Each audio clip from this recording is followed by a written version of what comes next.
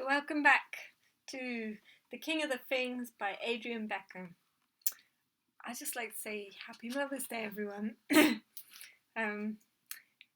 Celebrating mothers all around the world, and at the moment, Big Mama Nature as well. Hopefully this time of difficulty for humans will also be part of helping Mama Nature. So, loads of love to you, and I am continuing reading The King of the Things, and I'm starting chapter 6. Chapter 6.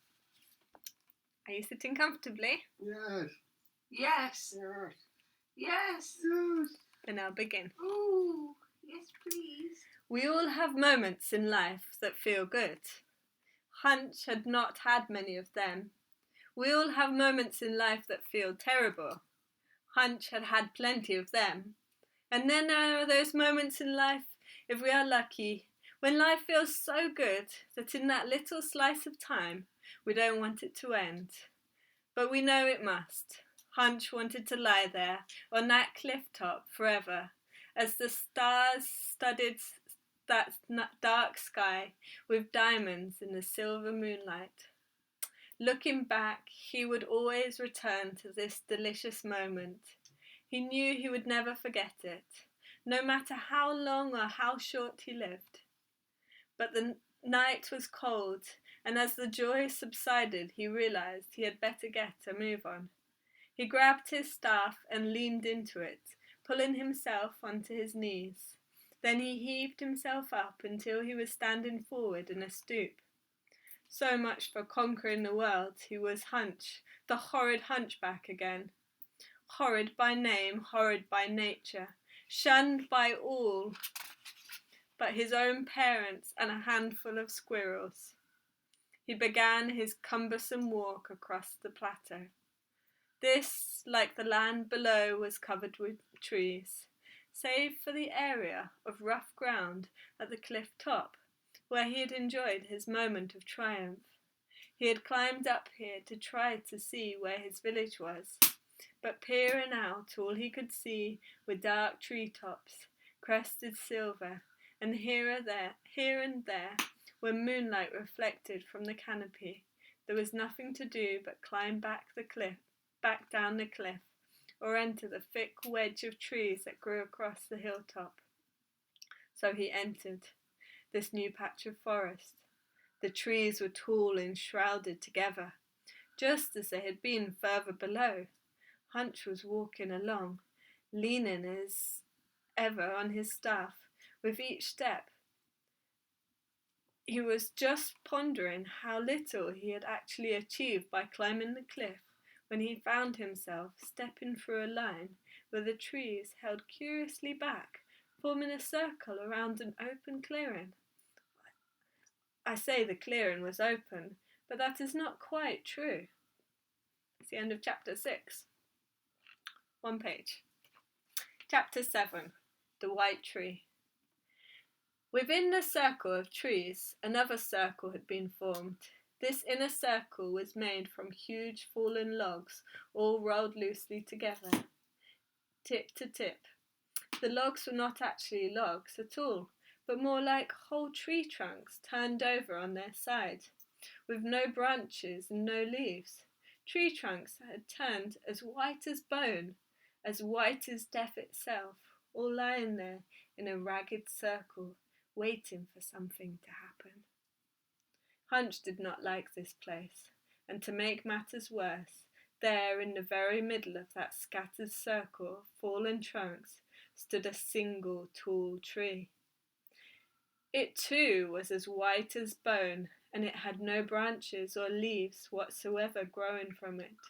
It was jagged at the tip, perhaps as the result of lightning strike. It pointed at the sky like a thick, bony finger.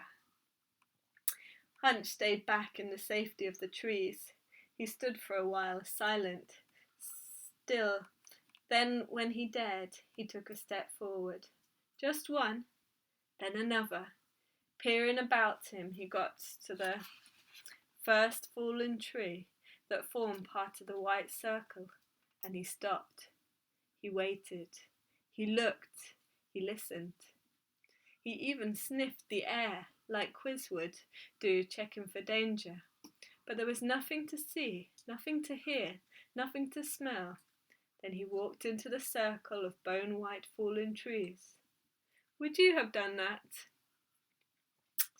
Maybe you would, maybe you wouldn't. He took one step forward. He did. Then another. His eyes scanning the dark ridge of trees that peered down on him from the shadows. The forest seemed to deepen in darkness as the young hunchback stepped awkwardly further into the open, below the dancing light of the full moon.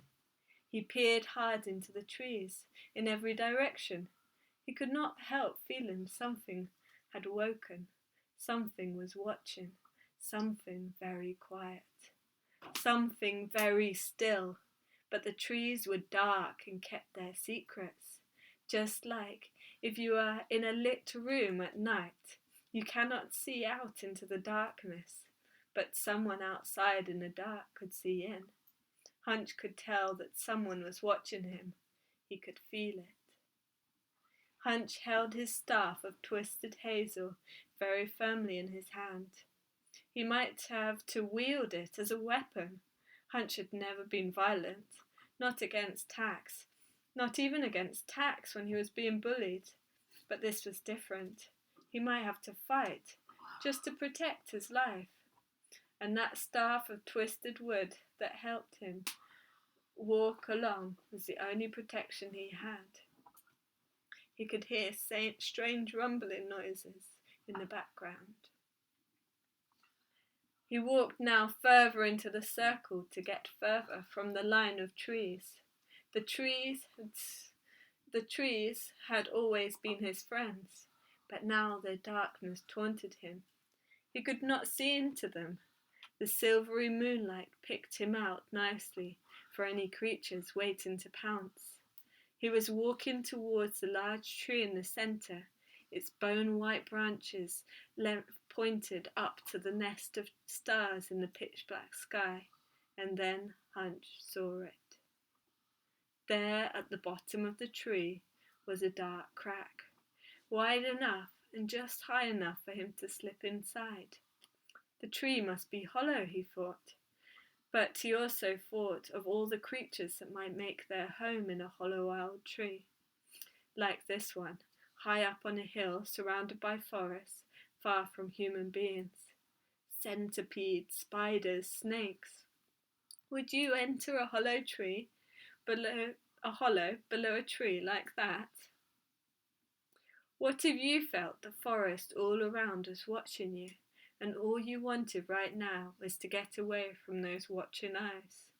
With a nervous lick of his lips and worried groan, Hunch stooped onto his knees and crawled inside like a hermit crab seeking out a new shell. Dun dun dun. It was dark inside, but not too dark. Silvery light beamed in through a crack. But it's dark enough in here to hide all sorts of creepy crawlies, Hunch thought to himself.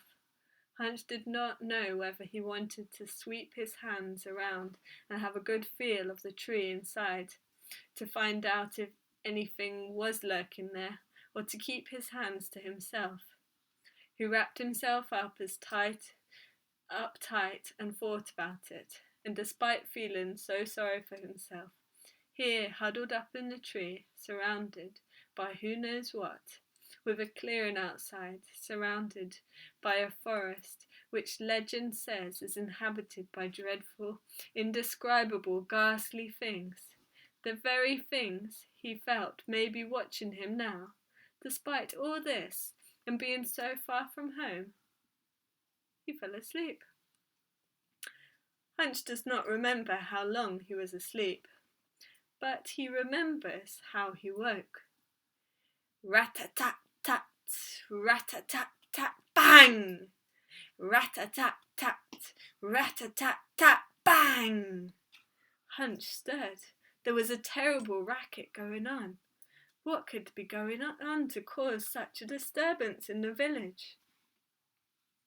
He covered his ears and tried to stay asleep, Moments later, his eyes shot wide open.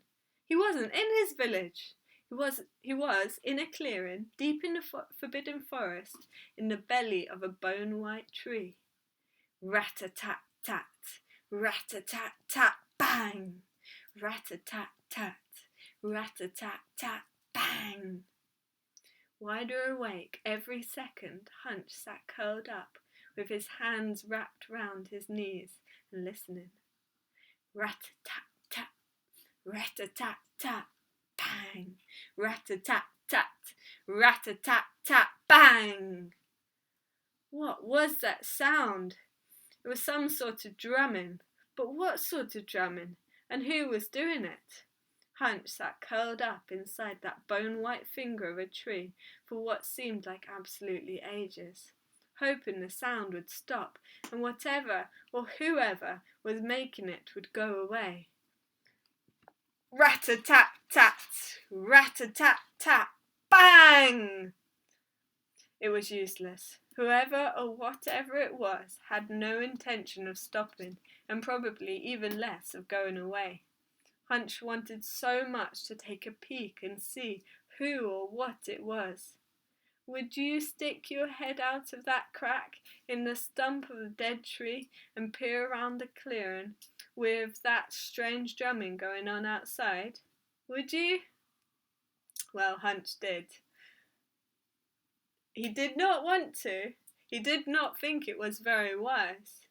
He would get seen, most likely, and after that things might go terribly wrong.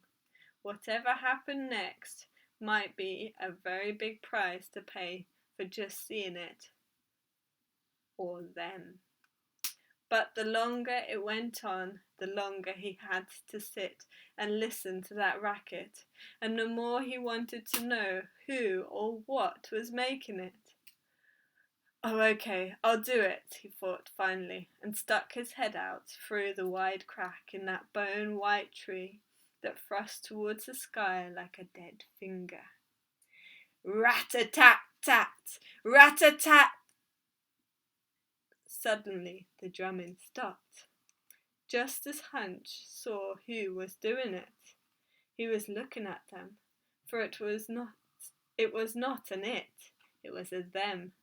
More than one, many, many more. They were sat there, on those fallen tree trunks around the edge of the clearing. Each of them carried bones as drumsticks. Bones from the fish, bones from birds, even bones from deer, bones from badgers, and Hunch thought with a lump in his throat, bones from squirrels. There were not any human bones there, at least Hunch did not think so, but he could not be sure. They sat and beat the bones against the large, white, fallen tree trunks upon which they were sitting. But apart from that, it was all very hard, if impossible, to describe them. You see, although there were perhaps 100 of them and more, sat all crowded together around the fallen trees that encircled the clearing, no two of them were exactly the same. They were all the same colour, a sort of rather unpleasant snot green. Ew. But worse than that, they were the same shape as bogies too. And what shape is a bogey? Not the sort of bogey you pick out of your nose, and it sort of sits there in a slimy little lump of goo on the unhappy tip of your finger. No, not like that at all. They were more the shape of a bogey that you have pulled around a bit in your finger, varying it this way and that way, and stretching it in different directions, then adding eyes in the oddest of places, legs in the oddest of places, arms in the oddest of places, and so on. Now what shape is that?